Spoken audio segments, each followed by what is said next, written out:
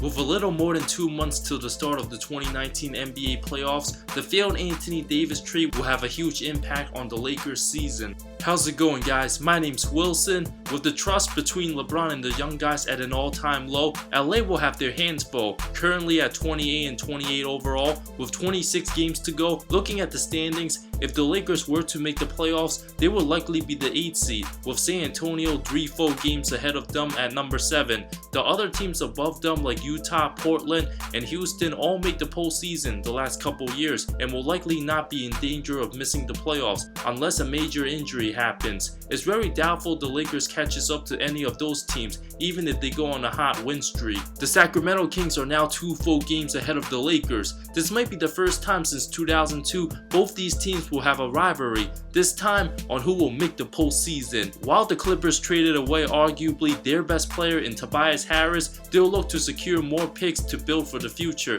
and there's no point for them to lose to Golden State in the first round anyway. Sacramento, who doesn't have a first round pick, will go all out after a 12-year drought. The franchise is very hungry to get a sniff at the postseason. With a season filled with injuries, LeBron missing 18 games, if he gets injured again and misses 4 more games for the next 2 months, LA's postseason chances are slim. With Lonzo Ball out another month, this hurts the team defensively. Looking at their remaining schedule, 14 of their last 26 games are against teams who are over 500. Wednesday in Atlanta is very winnable, especially with James should be an easy W. The next game against Houston is very unlikely. With their poor defense, Harden will probably grab 40. The next 3 at New Orleans, at Memphis, back home against the Pelicans are all very winnable. Let's assume LA goes 3-2 the rest of February, 31-30 overall with 21 games left. They probably lose to the Bucks, beat Phoenix, the Clippers, and win one of the 2 against Denver and Boston, both at home.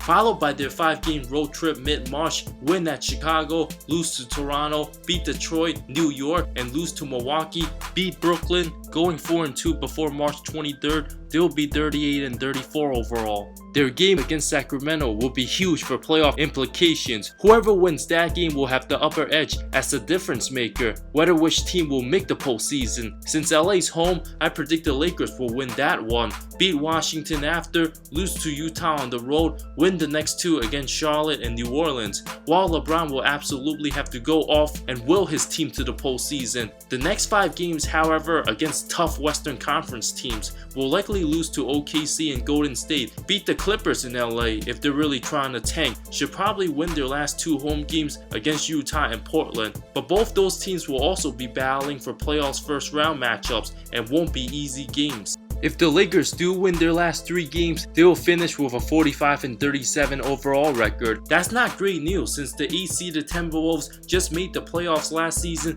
winning their final game against the Nuggets, won 47 games. Denver had 46 wins and still managed to not make the playoffs. With the margin of error almost slim to none, every game from now on for the Lakers should be treated as a playoff game. Otherwise, LeBron James will go fishing before May for the first time since 2005. The Lakers also totally haven't found their chemistry yet. Ingram is still a weird fit with LeBron, while the team still have room to sign somebody like a Markieff Morris or a Carmelo Anthony type player. The team desperately needs another 3-point shooter. Sacramento, on the other hand, don't have LeBron James, but do have better team chemistry than the Lakers. Plays very happy as a team. Their effort is not to be underestimated. With their 3 matchups against Golden State this season, separated by no more than 5 points, usually takes care of business, only losing 5 total games this season so far against teams who are under 500 and have proven they can hang with the best. But we'll have a difficult 4-game road trip against Denver, Golden State, OKC, and Minnesota. I expect the young Kings to go 1-3 during that stretch.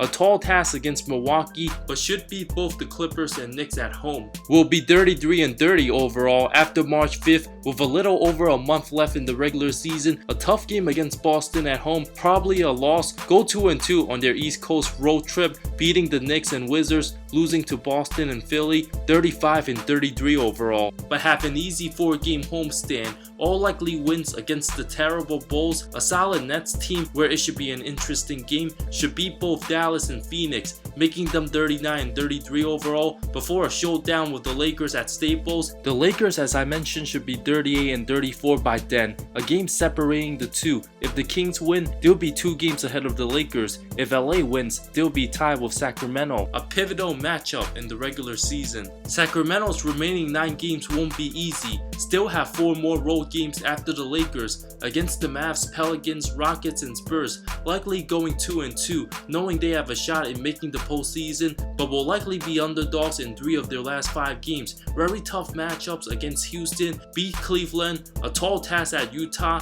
which they'll probably lose, should beat New Orleans since they'll be out of playoff contention by then. I'm sure the Pelicans will want to lose to another team that will eliminate the Lakers for their playoff hopes. If the Blazers already clinched their spot before the last game and Sacramento still contending, I expect the Kings to win, going 44-38, with the Lakers having the edge for the 8th spot. Los Angeles will have 14 games against teams over 500, while the Kings will have 16 of those games. At the end of the day, I predict the Lakers will just sneak into the postseason with a game better than the Kings, only if LeBron doesn't miss another game, assuming Kuzma and Ingram will stay healthy and not miss more than 3 more games in the regular season. But it's absolutely very possible the Lakers don't make the playoffs at all. At this moment, I give them a 55% chance of making it based on their remaining schedule if both the Kings and Lakers are tied. But if the Lakers win the March 24th matchup, LA is in since they have the 3-1 season series advantage. But if the Kings win that game and tie with the Lakers in the standings, it will depend on who has the better division record, where the Kings are currently 2-9,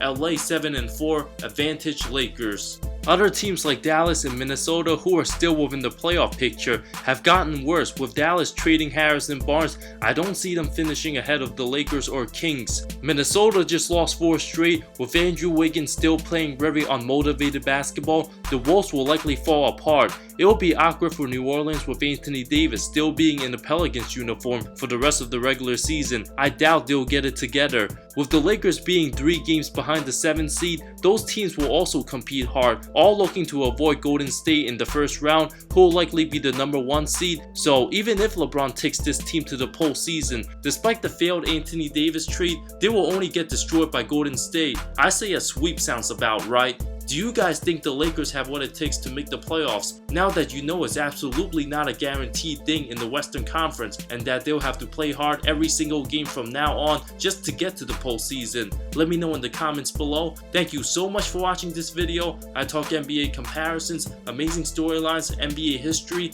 and anything basketball that will interest you. If you love the NBA, subscribe for more content, more great stuff coming soon. See you next time.